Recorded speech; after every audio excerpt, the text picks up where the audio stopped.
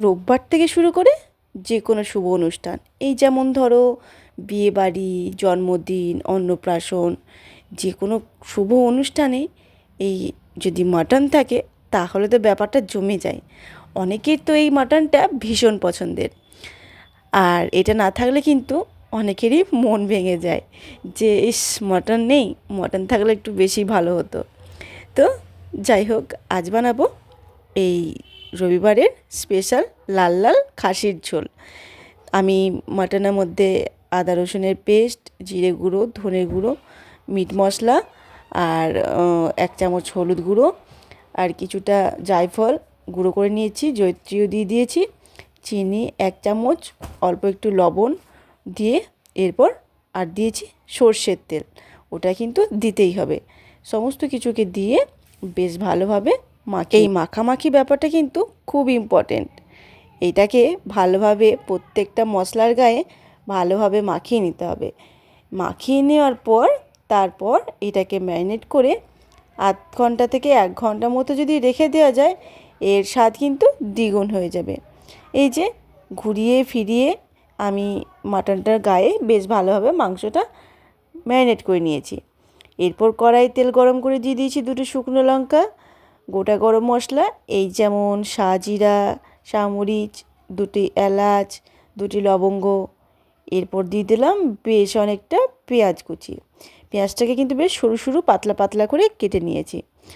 পেঁয়াজটাকে একটু লাল করে ভেজে নিতে হবে। এরপর দিয়ে দিচ্ছি ম্যারিনেট করে রাখা মাটনটা।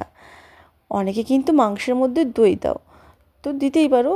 আমার মাঝে মধ্যে এরকমভাবে মশলা দিয়েও মাটনটা খেতে বেশ ভালো লাগে। আর এই মাটনের পাতলা পাতলা ঝোলটা কিন্তু অসাধারণ। কখনো কখনো ওই মাটন কষার থেকে এই পাতলা ঝোল, আলু আর ভাত, তবে ঝোলটা কিন্তু ধোয়া ওটা হতে হবে অবশ্যই।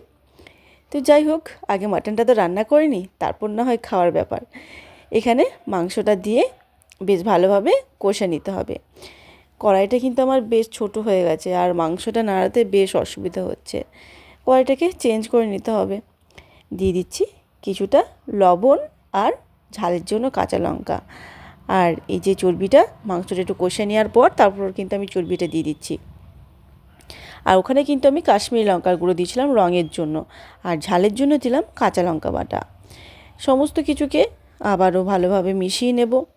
তারপর দিয়ে দিচ্ছি আমাদের মহারাজ, যেটা ছাড়া কিন্তু মাংসের স্বাদ একদমই আসবে না। দিয়ে দিয়েছি 4-5টা মতন টমেটো। ভালো করে মাংসটাকে কষিয়ে নেওয়ার পর ভরে দিলাম কুকারের মধ্যে। এই যে 2 কিলো মাংস ছিল, তাই বেশ অনেকটা জল দিয়েছি। আর আমার বাড়ির লোক সংখ্যাও কিন্তু অনেক। আর এই যে ভেজে রাখা আলু, এইটা কিন্তু একদম মিস করা যাবে না। ভেজে রাখা আলু দিয়ে আর ঝোলটাকে একটু ফুটিয়ে নিয়ে কুকারটা দেব ঢাকা। খুব বেশি কিন্তু সিটি দেওয়ার প্রয়োজন, 3টি মাত্র সিটি দেবো। আগে যেহেতু মটনটা বেশ ভালোভাবে কষিয়েছি, তাহলেই রেডি আমাদের ঝাল ঝাল মাটনের ঝোল।